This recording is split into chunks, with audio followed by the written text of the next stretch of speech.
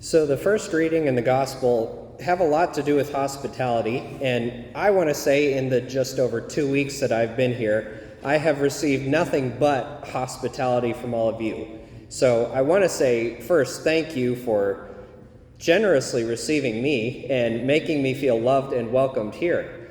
Those of you who never knew me before or who knew me from when I was here before, thank you. I just want to thank you for that.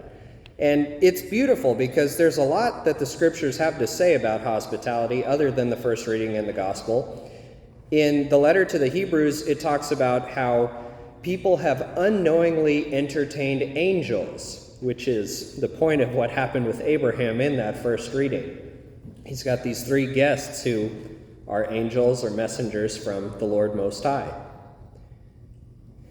In ancient cultures, hospitality was one of the highest virtues. If you think of Lot, who was outside of the city of Sodom before it was destroyed, he welcomes those same visitors into his home, and the villagers come out to try to hurt them, harm them, do all sorts of terrible things to them, but Lot will not give them up because they are under his care, because he has given them hospitality.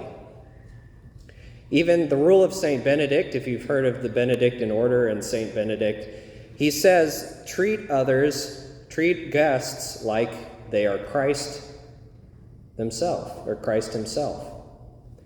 So hospitality is really a big deal. And what Martha is doing for the gospel is really important work. I've gone to houses of some of you, and I've gone out to restaurants and stuff. I like to eat. That's important hospitality, So what Martha is doing is very important work, and that shouldn't be minimized in any kind of thinking. A lot of times this gospel reading can be boiled down to, I think a little bit incorrectly, of the active life and the contemplative life. That the contemplative life that Martha is showing, they're sitting at the feet of the Master, is better than the active life. Better is not a good word, I think. It's different, for sure. And we're called to, at different moments in our lives, be at the feet of the Master and serve at the feet of the Master because, again, any brother and sister out here in the world could be Christ. Think to Matthew 25, where you've got the dividing of the goats and the sheep.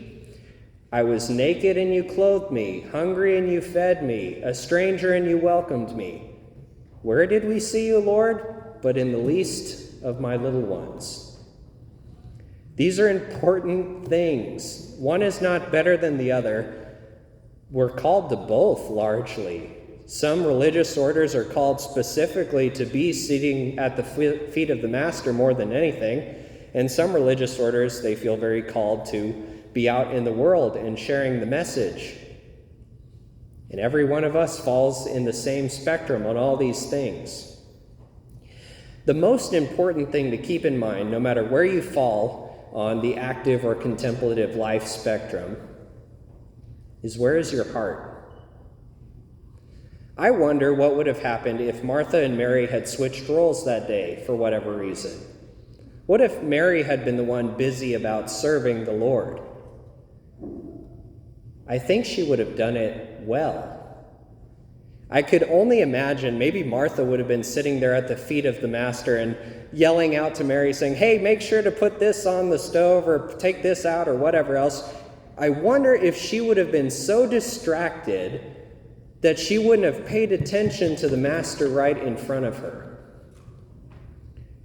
That's the point more than active or contemplative, but what is the intention at what you're going at this thing with?